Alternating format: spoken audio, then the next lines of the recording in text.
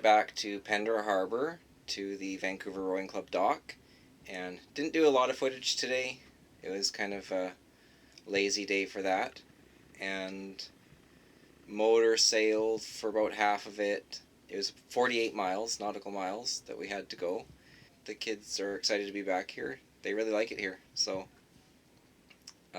wherever they want to go, that's what this trip is about. And like I mentioned before, I think they wanted to come back here a day early so they could spend a full day here tomorrow. So that's what we're going to do tomorrow. Not sure if I'll get much video in tomorrow because you already saw this place on the way up. Anyways, I have to check dinner and we'll see you guys tomorrow.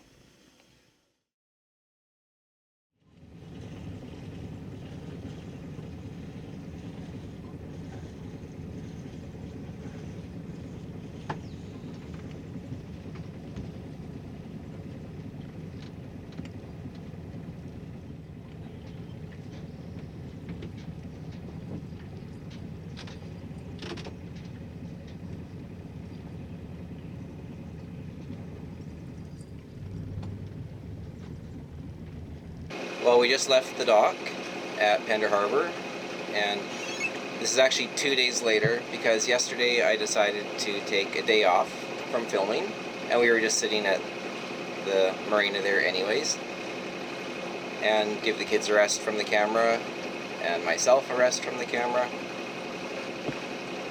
So that was kind of nice. And now we're back on the move again. So we're headed south again, and probably going to go to Plumper Cove, or maybe Port Grace again. I kind of like it in there after seeing it a month or so ago.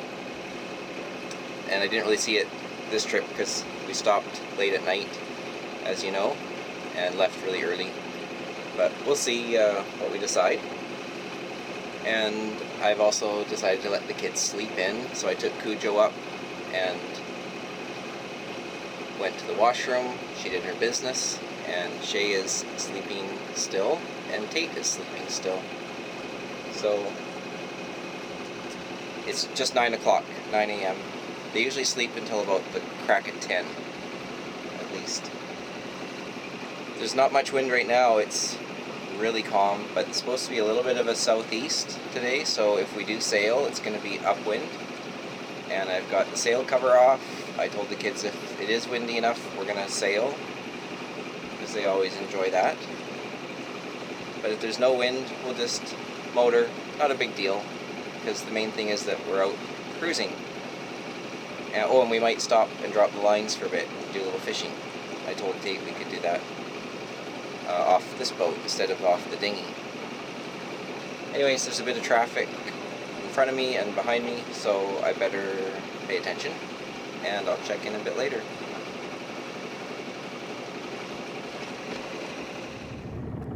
Well, we found a nice little shelf, and we've decided to try our luck at fishing.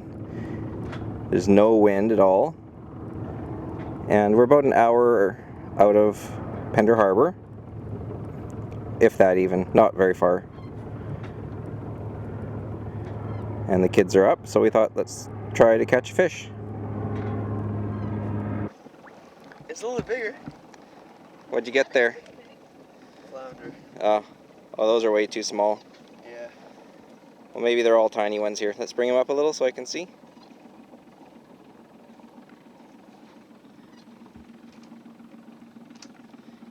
Yeah, just a tiny, tiny guy. Well, it's been another day of motoring so far, and the wind is really light, right on the nose, so it's not even enough really to make any headway. And that's okay. We stopped and did a little fishing along the way, and we're about 1 hour from our destination now. Since it's so calm out, I decided to bring out my laptop. I have a really good navigation program for it. It's called GPS Nav X. It's basically paper charts that are scanned, and your GPS information goes over top, like the position of your boat, the direction of your boat, leaves a track. You can plot routes on it. I mainly use it for course planning because it's a big screen and it's easy to use with the mouse. or with the mouse pad on the laptop. And then what I'll do is once I figured out where I want to go, I'll come up to my little GPS that's at the helm and I'll plot it out. The screen on the Garmin that I have at the helm is quite small, and sometimes it's harder to figure out where exactly you want to go. So that's why the laptop program is quite nice, because you can easily figure out a route. I don't use it that often in real time, like as a navigation aid, but I thought since it's so calm out today, I thought I would bring it out in the cockpit and let it run and see how it works when I'm underway. So yeah, it's a good program. Lots of good options out there. I know a lot of people use a whole variety of different software for laptops and handhelds and fixed units. But what I have on the boat works well for me now. Eventually I'm going to upgrade my little Garmin to something bigger and a bit newer. I've had this thing since 2006, I think, so it's 10 years old. It's a good little unit, the Garmin. It's hardwired to my house batteries, and I have a breaker on the panel down below for turning it on and off.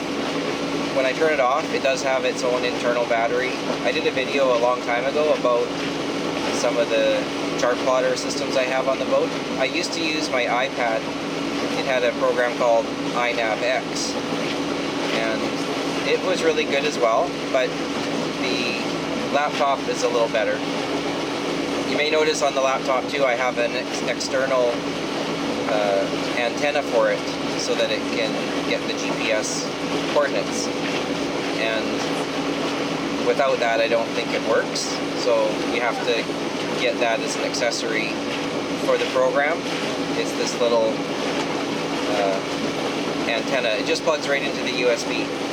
One of the features I like about the GPS NavX is that you can select it to automatically go to the highest resolution chart, or the best scaled chart for where you are. So it'll automatically change charts for you and pick the best scale, meaning the most detail. Another nice feature on the laptop is that it has an anchor alarm.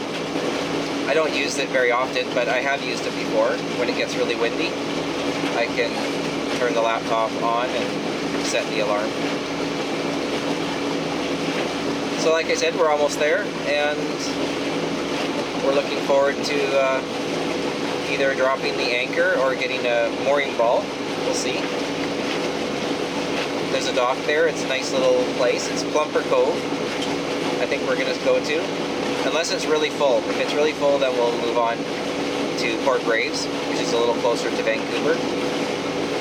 Not much, but a little bit. Can't see it anymore. Got it? Got it. Alright. 1 sec, coming. We're in neutral. Alright.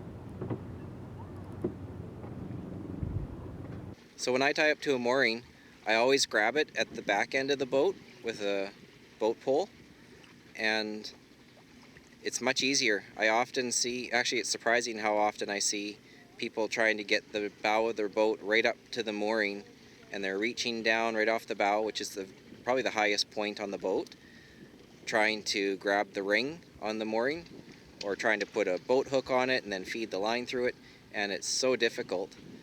So what I do is I just come alongside it, grab it right near the back where the freeboard is low with that pole, and then I feed a line through it, and once that line's through it, then I take both the tail ends of the line and I walk them up to the bow and I tie them off at the bow. So when it's time to leave, all I do is untie one end of the line and pull it through, and then we're off the mooring. I think it's $10 a night if you stay on the mooring. And we could anchor here. We've anchored here every time, actually. This is the first time we've sat here on a mooring. But it's pretty deep. You have to anchor in about 50 feet of water at least. So I just don't feel like pulling all that anchor line up, because there's lots of moorings and it's near the end of the trip. I'm just being a bit lazy.